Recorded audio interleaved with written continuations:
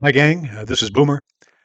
Well, I want to mention here I predicted 2 days ago that our Democratic presidential nominee will be Gavin Newsom in 2028, or for the election in 2028.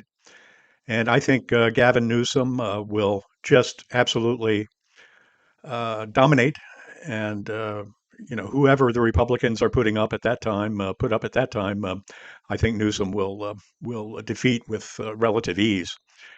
I also think that his record as governor of California is just very, very impressive in a number of ways. And the most interesting thing to me is what knocks, far right, real radical conservative national Christians, knocks them for a loop. And that is, he California has this reputation of being extremely liberal, almost to the point of being socialistic. And I don't know, maybe they are, maybe it is in to some measure, to some degree, in some areas. But in a way, isn't, you know, reasonable health care for all, isn't free school lunches and free community college?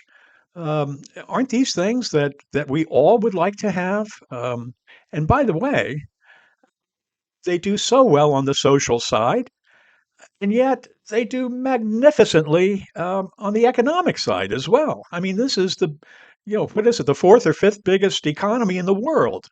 They dominate every industry in this country, and it's free enterprise and capitalism uh, gone almost, you know, almost perfectly well, quite frankly.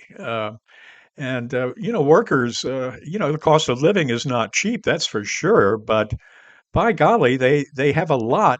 There's a lot to be said for what California has achieved. On the one hand, producing tremendous goods and services, great economy. On the other hand, providing social services that are much needed for a very broad and diverse population. So finally, I believe in a way, California was the backdrop to this fabulous book written by Ezra Klein, the great Ezra Klein, and another person whose name escapes me right now, but it's called Abundance.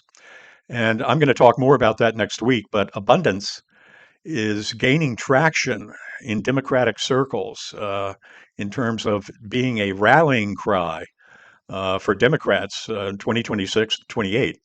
It's basically uh, taking left-leaning approaches to many, many challenges, but not overdoing the regulation side of things, not making it so difficult to, for instance, build a high-speed train from San Francisco to Los Angeles, and not take 5 years to be granted a permit to build a shed in your backyard, that kind of thing.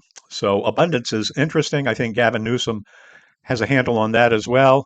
As you can tell, I'm pro Gavin Newsom, and we'll talk more about that also next week, along with abundance. So this is Boomer. This Boomer hits different. Have a great weekend, everyone. Bye bye.